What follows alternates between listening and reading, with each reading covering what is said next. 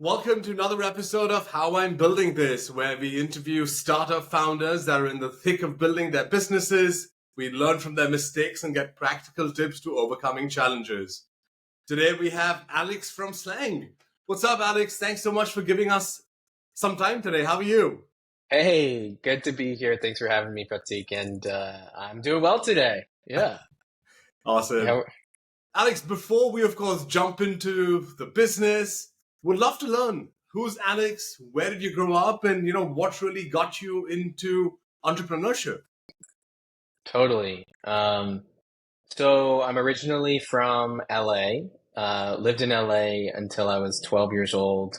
Then moved to Las Vegas with my family and went to high school in Vegas, which was, I would say, an interesting place to go to high school. Um, and so I'm from the West Coast, but I've been on the East Coast now for almost 14 years. Wow. I live in New York now. Um, and so what got me into entrepreneurship? I don't know, a few things. One, um, my dad's an entrepreneur, um, and more of a small business owner, but I kind of grew up with this idea that owning your own business was like the cool thing to do. So I didn't have a lot of corporate examples of adults around me as a kid. It was really my dad, some of my family members, my dad's friends, and it was a lot of small business owners, a lot of entrepreneurs. And so this idea of, owning your own thing was always the pinnacle of success for me. And then I started getting really into technology in high school. I started writing code in high school, got really, really, really into it. Around that time, there was a lot of that was really where like the social media wars were happening, and all these social media companies were popping up, and I'm sure that influenced me as well because all that stuff was happening in when I was in high school, and I kind of just had this idea that I wanted to start a tech company one day, and kind of chased that throughout my college years, young adult years, and finally ended up launching Slang when I was after working at Spotify for a few years and meeting my co-founder there. And so that's kind of how I got to where I am today. That's amazing, Alex. So you grew up around entrepreneurship all your life, but was there a pivotal moment growing up when you were like, you know what, maybe I could be someone like that?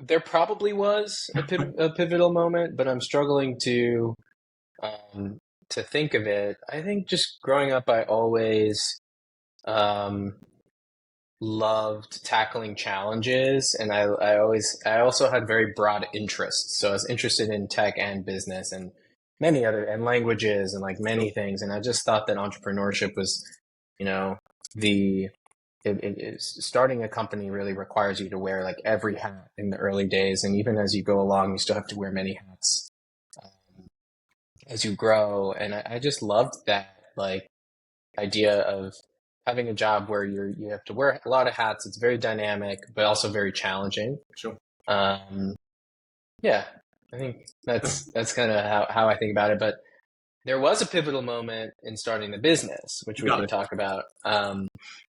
But in terms of the moment that I realized, like I have to be an entrepreneur, yeah, I'm struggling to find that one pivotal moment.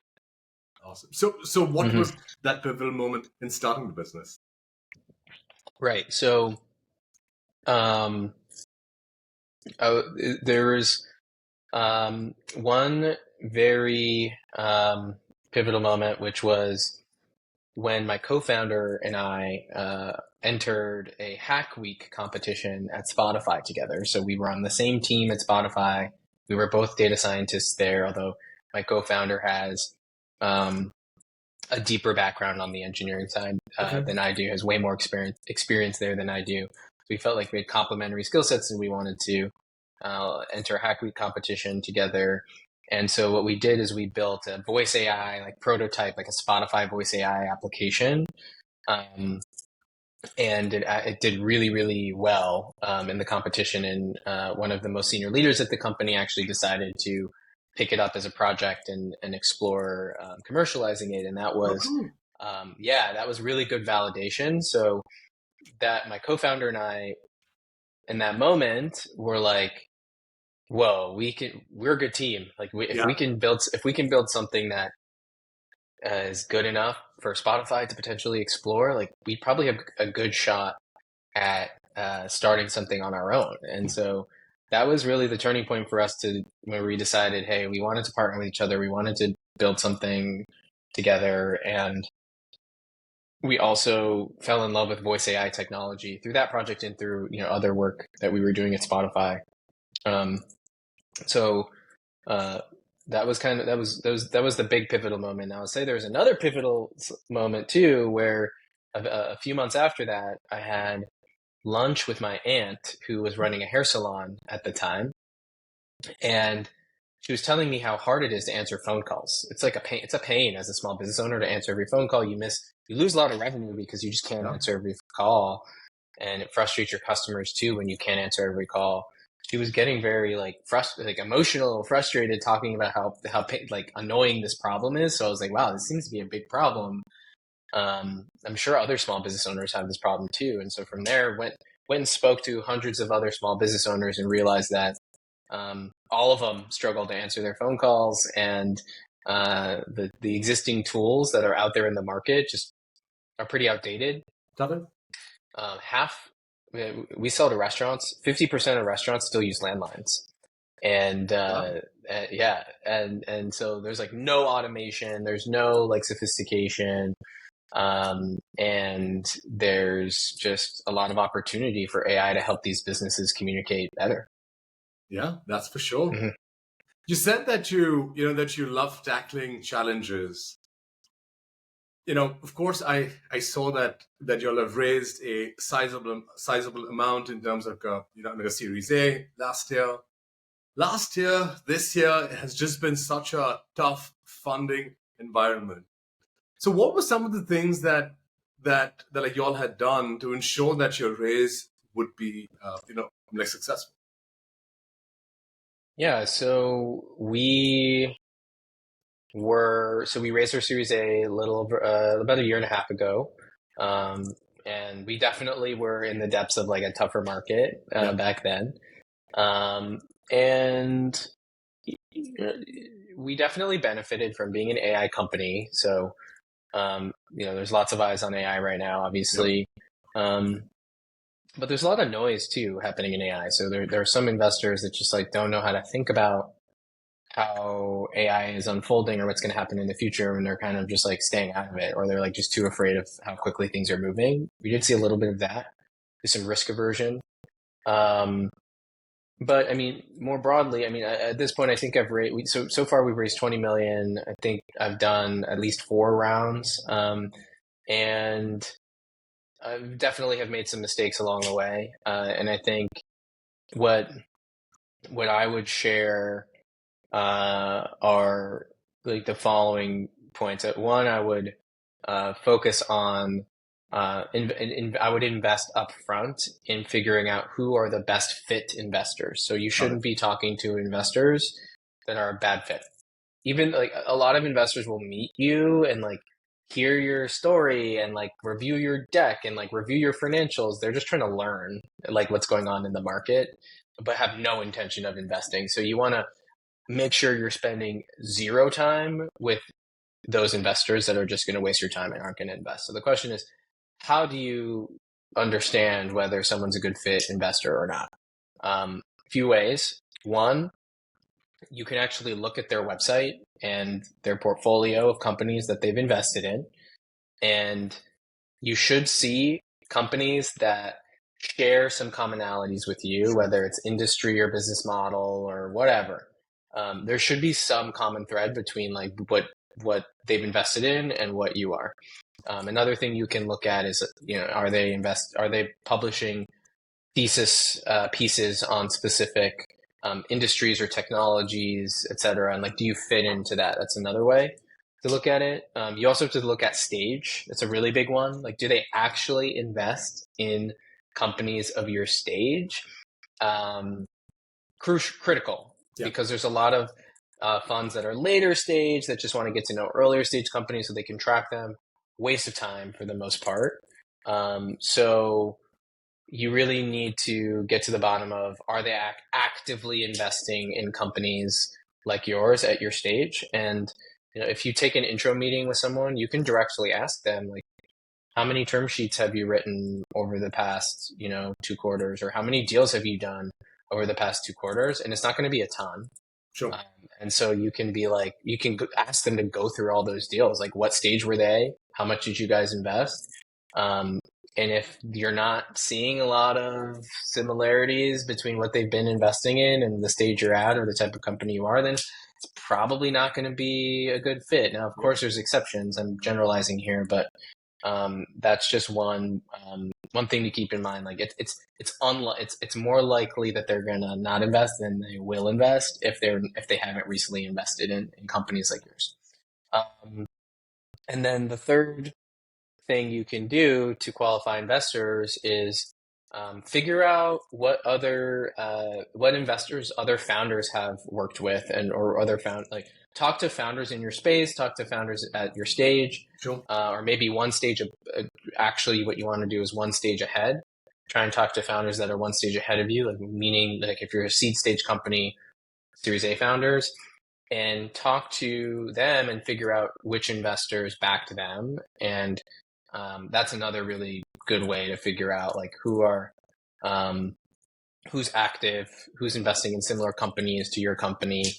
And it's also a great way to get feedback on those investors. Like, do the founders recommend those investors? Yeah. Like, you want to work with investors that other founders like.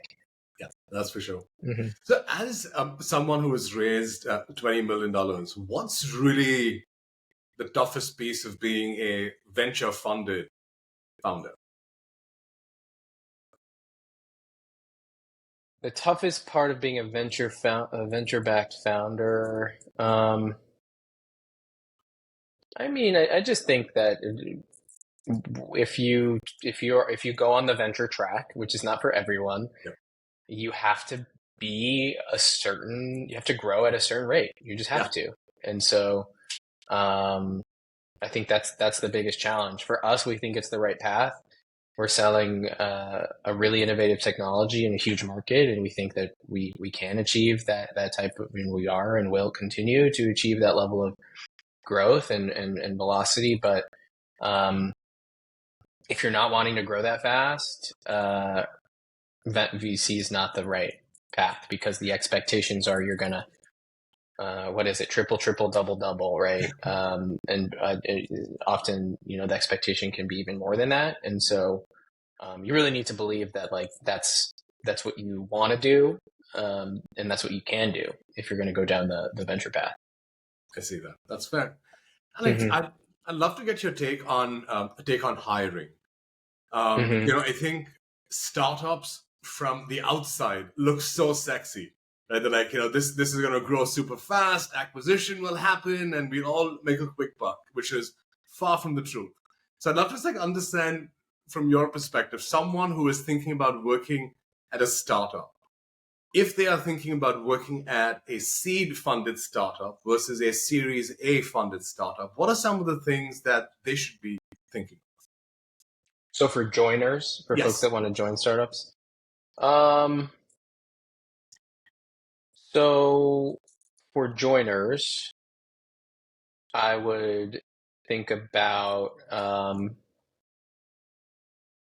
a few things. I mean, in the early stages, it's so risky, like seed stage and Series A stage. Most of these companies fail. So it's like, it's got to be about the learning. Like, these companies also can't pay you that much. So like, what are you going to be working on? Who are you going to be working with? Are you going to learn via the role or via the people surrounding you? And is learning your top priority? I think, depending on what you want to do in your career, it may or may not be. But I think learning and potential for career growth, like fast career growth, is a benefit of going earlier stage, but it's risky. I think, one way to think about it, which is the way that my co-founder and I thought about it when we were making the very risky move of leaving Spotify to start this company is like assume that the company fails. Okay. Assume that a year from now or 2 years from now the company fails. Will you still feel like you won or you gained some, insight or learning, or you come out on the other side like a more employable, potentially higher earning individual? Like if the answer to that is yes, like if you think you'll go into that opportunity, um, and you'll learn so much that like regardless of the outcome, like you're going to be better off, then I think it's a good move to make. And if you can't get comfortable with that, then maybe not. And that's just my way of thinking about it. But um, that's what I would say. That's so interesting. Mm-hmm. So Mm-hmm. now you as a hiring manager today running a Series A stage company, when you are thinking about hiring, what are some of those like qualities that you are looking for that you may not necessarily look at or find in a resume or in like a LinkedIn Yeah. profile? So hiring is tough, Yeah, and you learn a lot through just like a lot of reps of hiring folks. And um, here are some of the things that I've learned that maybe aren't the most obvious. Um, One is at a startup, you need people that aren't super focused on title. sure. Um, Startup, like titles don't mean anything. You are there to do the work and grow the company quickly. And if someone is like in an interview, like in an early stage interview, already asking about like, well, what's the promotion track for this Yeah, role? And what is it like? No, like yeah, that's not, don't, that you don't want people like that. exactly. Um, in fact, some startups like explicitly don't have levels. They just have like functions. Like you're just like, you do product at this company. Or some startups like even intentionally underlevel roles just to make sure that the people that come in don't care about title. They care about, they might under title, but like still compensate fairly, of course, based on like the level of seniority.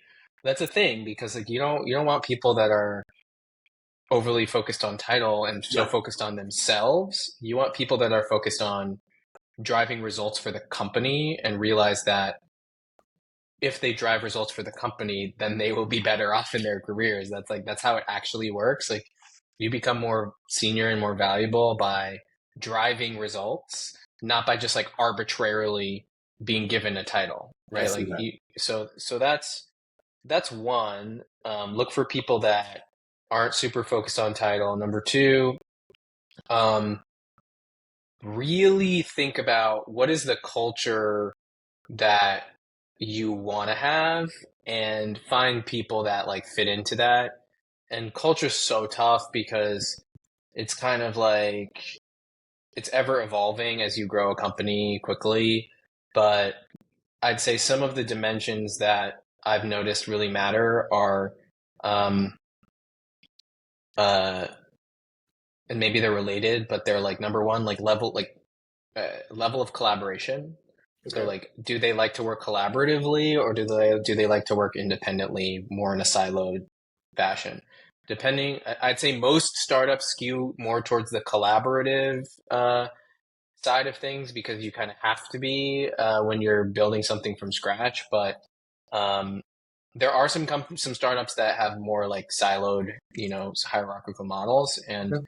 um, that can also work. But I think you need to clarify like how do you want how do you want the team to work? What style of work uh, do you want to have at your company, and find people that fit into that. But like we've definitely seen, um, you know, we've hired folks that are on both sides of the spectrum. Like they lean super collaboratively, and then others that like lean more independent. Got it. And it doesn't mesh that well. Like Yeah, you need people that fit into like you need to decide which one you are and like or where you want to fall in that spectrum and try and hire for that. And then the other one that's non-obvious um,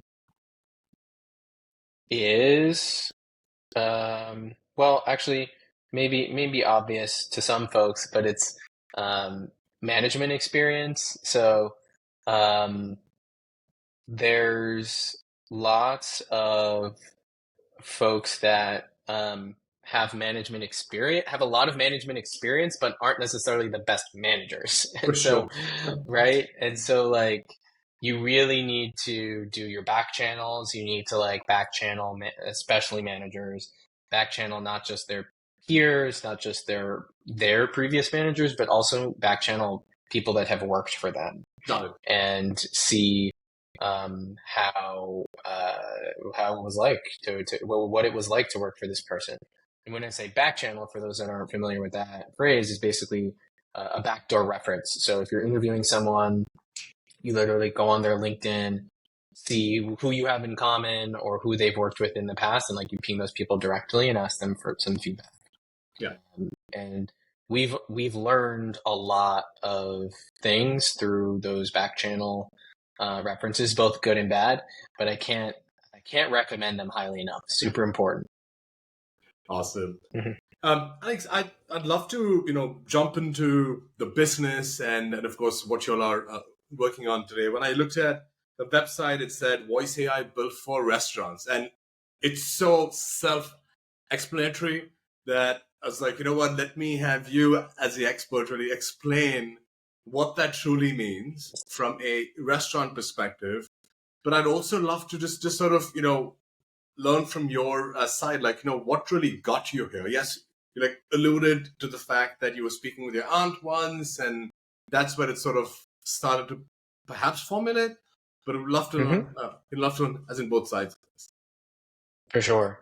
So first, I'll just quickly explain what we do. So we are an AI communications tool for restaurants, and we started with Voice AI, which is our most adopted product today.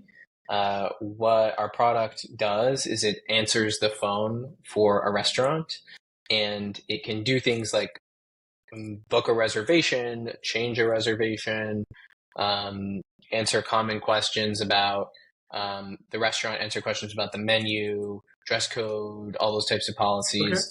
And it can also mark a guest running late if they're running late for reservation. Oh, cool.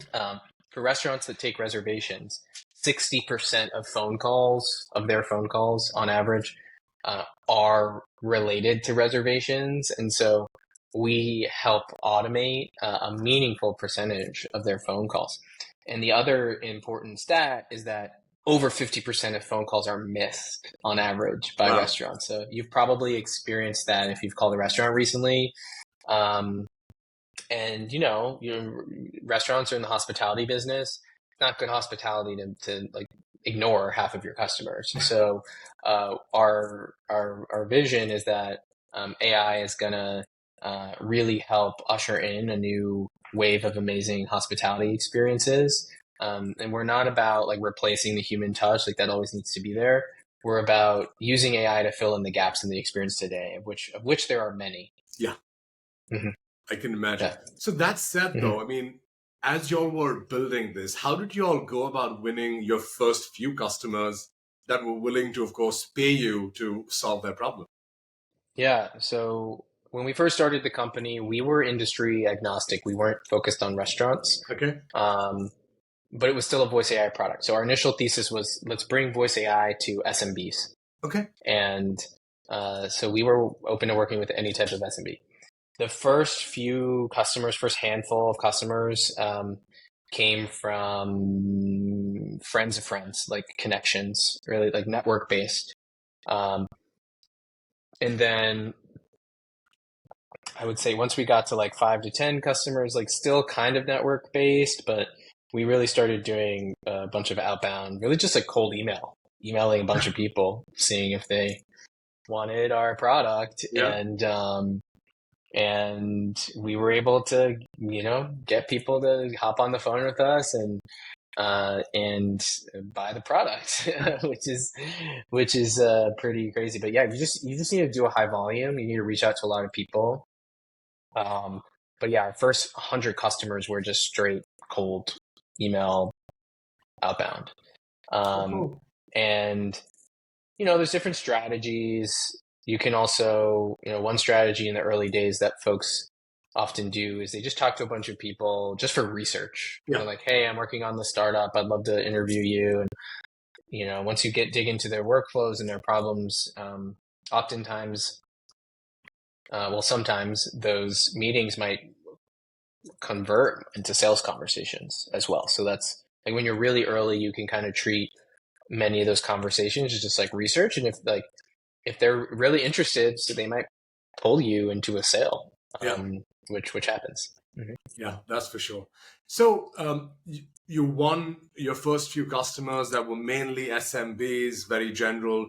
What were some of the things that you all did internally that helped you all to sort of niche down to restaurants?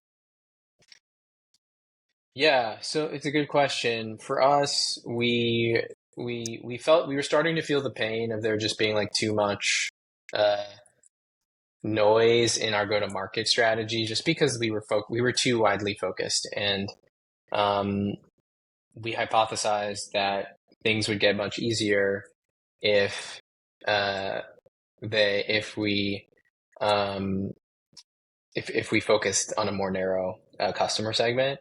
And we also thought that we would get some product gains as well. That's good. Yeah. So, and how did we pick restaurants? I mean, we just saw a really good fit in the restaurant industry. We like restaurants too, just like as people. Like when I was younger, um, even though in high school, I realized I wanted to be an entrepreneur, but when I was younger than that, I actually wanted to be a chef. That was like my dream career. Yeah. And I still like food's a huge part of my life. Hospitality is a huge part of my life. And so the industry just like is an industry we love too. But really it came down to, hey, restaurant operators really need AI, like in general. And you also have to remember, when we first entered the restaurant industry, it was like in the depths of COVID when everyone was just desperate to use whatever they need to use to stay afloat. And we were able to build some really great relationships early, based off of, just the timing as well. Very cool.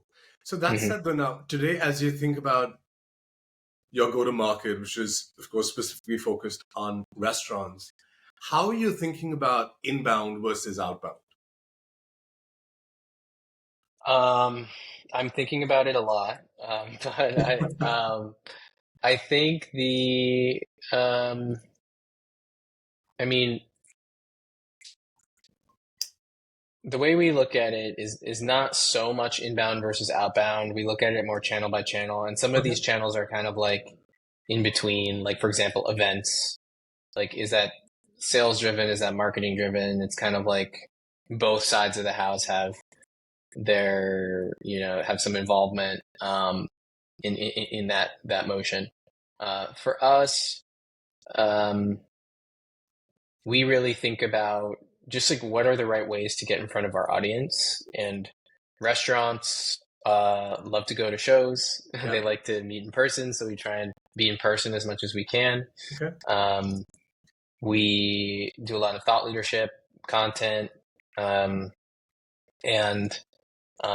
we also do partnerships. So we recently launched a partnership with OpenTable, Very cool. which we're super excited about. And so that's one of several partnerships that we're wanting to get off the ground in the next 12 months. And so that's another key component to our go-to-market strategy. But yeah, in terms of inbound versus outbound, I mean, we are right now like about 50-50, but it fluctuates. But I wouldn't say that we're like targeting a specific split. It's more about, we look at things channel by channel and look at performance and efficiency by channel. That's fair. So that said, though, inbound is like traditionally something that takes much longer, and it takes a much more consistent effort. What are some of the channels that are working best for you when it comes to inbound? So we have been able to spin up a successful SEO strategy that we invested very heavily in in the beginning of this year. So we've been investing in like organic search and just ranking really high on keywords that we think are high intent search keywords. And then we also do paid advertising. Okay. So we do, uh, Instagram, Facebook, Google, and those channels perform well for us too. That's fair. So Mm-hmm. from like an SEO perspective, and I know this always takes time and a lot of trial and error. What are Yeah, some of it does. the mistakes that you all made as you all were figuring out what works best for your business? I mean, for SEO, it's at least our approach, and some of the mistakes that we made along the way to land on this approach is just realizing that it's, at least for us, it's become more about quality than quantity. Got it. So, just really placing your bets in certain areas and creating quality content around those topic pillars, I think is a winning strategy in this market. There's other strategies, you can do a spray and pray strategy, Yeah. just have a lot of content. But I think that strategy is difficult in this environment where like you can spin up a blog post in 30 seconds with ChatGPT or whatever AI based tool you're using, and there's just like an increase just like there's an influx of content from a volume standpoint. So yeah, I think quality is important. Decide like figure out what you're about and create like high quality content that truly creates value for your industry. That's fair. Mm-hmm. Let's move on a little bit further along in terms of you as a founder and you building Slang. What is the scrappiest story you might have as you were building Slang? Oh Lord, a lot of stuff is scrappy Yeah. that we've done over the years, but there's lots of stories, but I'd say I'm thinking back to our first paying customer. We signed our first paying customer without a product at How all. cool. So yeah, so they were just like, I mean, we met this company through a friend of a friend. Actually, they're still a customer of ours, even almost 5 years later. And they were like, yeah, we're looking for something to like make our phones better. And we don't think there's any, we've done our research. We've been looking for a month. We haven't found anything. Like, we'll pay you to just figure something out. We're pretty desperate at this point. And that's really what you want. Like someone that's willing to pay for your solution before it's even built. So we signed a contract with them and we didn't have the actual solution built until like 5 months after we signed with them. But they were paying us for 5 months to just do discovery and figure out like their workflows and all that stuff. And so it was a good situation. That's awesome. Definitely scrappy. Scrappy. That's awesome. Mm-hmm. Alex, you've been in your entrepreneurial journey now for about 5 years. What is the biggest piece of BS advice that you hear most often? Ooh.